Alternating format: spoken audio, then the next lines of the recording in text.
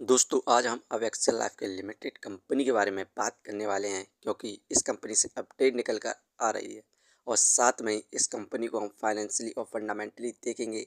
इस समय हम कंपनी में बाय सेल होल्ड क्या करना चाहिए और कंपनी का नेक्स्ट टारगेट प्राइस कहां तक जा सकता है, सभी के ऊपर बात करने वाले हैं। तो आइए वीडियो को स्टार्ट करते हैं। अब Excel Life Care Indian company है।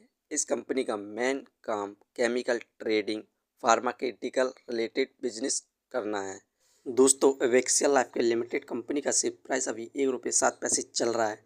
आज के दिन इस कंपनी में हमें 4.90% के रिटर्न्स देखने को मिल रहे हैं, जो कि 100% वायर पर हैं। कंपनी का शेयर प्राइस भी ₹1.07 पर स्टार्ट हुआ था 9/15 पर। वहीं पर एक महीने में इस कंपनी के द्वारा मल्टीवेगर रिटर्न्स देखने को मिले 109.80% के। एक महीने पहले कंपनी का लोवेस्ट प्राइस 51 पैसे था, जिसके बाद से इस कंपनी में हमें लगातार अपर सर्किट देखने को मिल रहा है। एक महीने के अंदर इस कंपनी ने अपने पैसों को डबल से भी ज़्यादा कर दिया है अभी तक। वहीं पर बात करें 6 महीने की, तो 6 महीने में इस कंपनी में हमें गिरावट देखने को मिल रही थी। 39.89% की 6 महीने के अंदर गिरावट हुई है।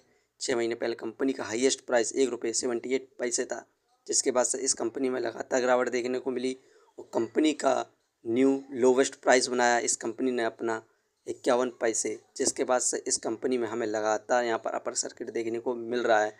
आने वाले यहाँ पर 15 से 1 महीने के अंदर इस कंपनी का शेयर प्राइस ₹1.5 को भी क्रॉस कर सकता है, तो आप इस कंपनी पर नज़र बनाए रख सकते हैं।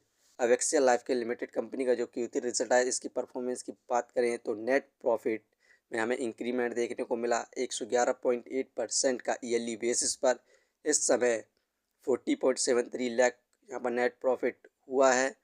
वहीं पर रेवेन्यू में हमें 14 से 16% के बीच में इंक्रीमेंट देखने को मिला ईयरली बेसिस पर।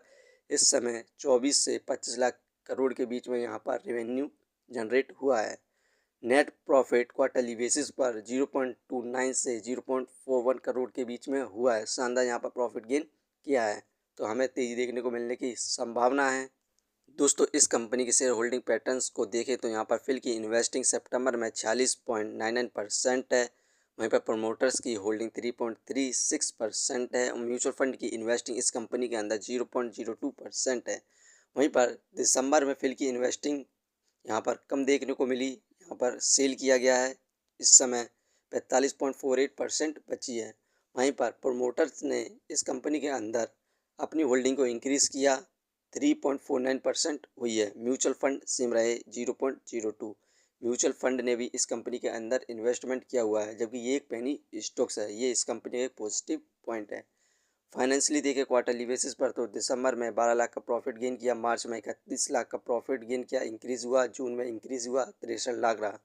वहीं पर सितंबर में इस कंपनी ने प्रॉफिट कम किया, 37 लाख हुआ। दिसंबर में प्रॉफिट कम हुआ, 29 लाख हुआ। यहाँ पर एक कंपनी क्वार्टरली बेसिस पर अपने प्रॉफिट को कम करती जा रही है और इसी वजह से हमें कंपनी में भी गिरावट देखने को मिल रही थी। और सेकंड गिरावट की बात करें तो इस कंपनी के अंदर फिल ने अपनी होल्डिंग को कम किया है। यही दो कारण है कि कंपनी में गिरावट देखने को मिल रही थी, लेकिन अब हमें कंपनी में दोबारा से तेज़ी देखने को मिल रही है, क्योंकि यूएस ने इस समय ईरान के साथ युद्ध न करने का फैसला किया है 15 दिनों के लिए। इसी वजह से हमें इस कंपनी में लगातार अपर सर्किट देखने को मिल रहा है। फंडामेंटली देखें तो मार्केट कैपिटलाइजेशन 107 करोड़, जो कि बहुत बढ़िया है इसके प्राइस के हिसाब से। डेप्थ ऑफ इक्विटी 2.16, ये एक डेप्थ फ्री कंपनी है। इस कंपनी बहुत तगड़ा कर्ज है। रिटर्न ऑफ इक्विटी 0.25%, ये हमें पर ईयर 1% के भी रिटर्न्स नहीं दे पा रही है, क्योंकि इस कंपनी में लगातार गिरावट देखने को मिल रही है। अर्निंग पर शेयर 0.01 ठीक है, डिविडेंड दे नहीं रही है। बुक वैल्यू 2.87, ये शेयर इस समय बुक वैल्यू से बहुत ज़्यादा सस्ते दाम पर मिल रहा है। Face value 1।